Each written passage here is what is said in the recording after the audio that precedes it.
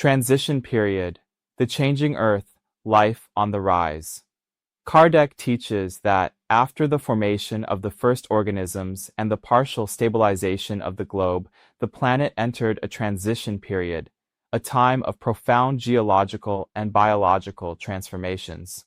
The primitive seas, filled with microscopic life, began to give rise to more organized species. The Earth's crust was consolidating, and the atmosphere was becoming increasingly conducive to life. It was nature preparing for new levels of complexity.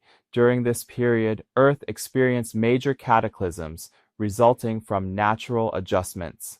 There were eruptions, tremors, and movements of the continental masses that shaped the first continents and oceans. These phenomena, far from being destructive, were creative mechanisms as they made the planet more capable of supporting new forms of existence.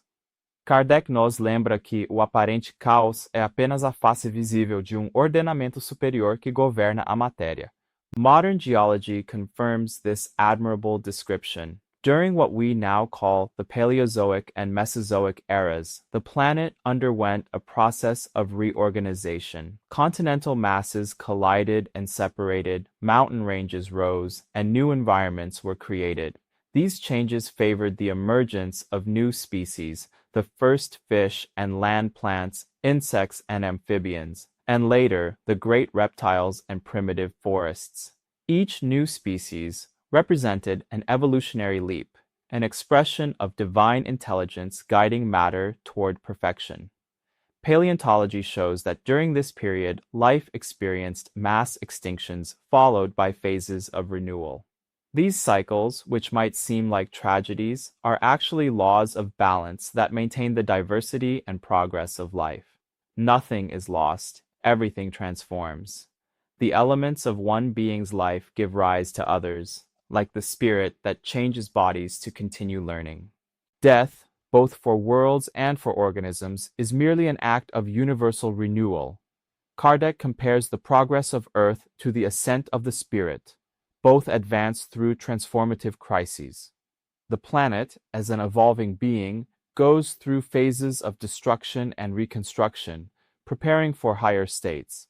Just as man matures through pain and experience, the world matures through the action of natural forces that renew it.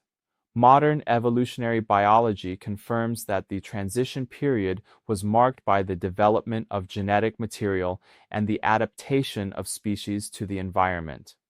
Life began to occupy the land, and ecosystems became more diverse and interdependent. This expansion of life reflects the law of universal solidarity taught by Spiritism.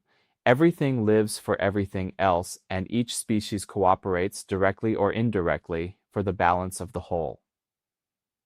From a spiritual perspective, Kardec reveals that during this period, more evolved spirits began to incarnate in the first animal bodies, starting the long journey that would lead to human consciousness. The collective soul of nature was awakening, and instinct was beginning to merge with intelligence.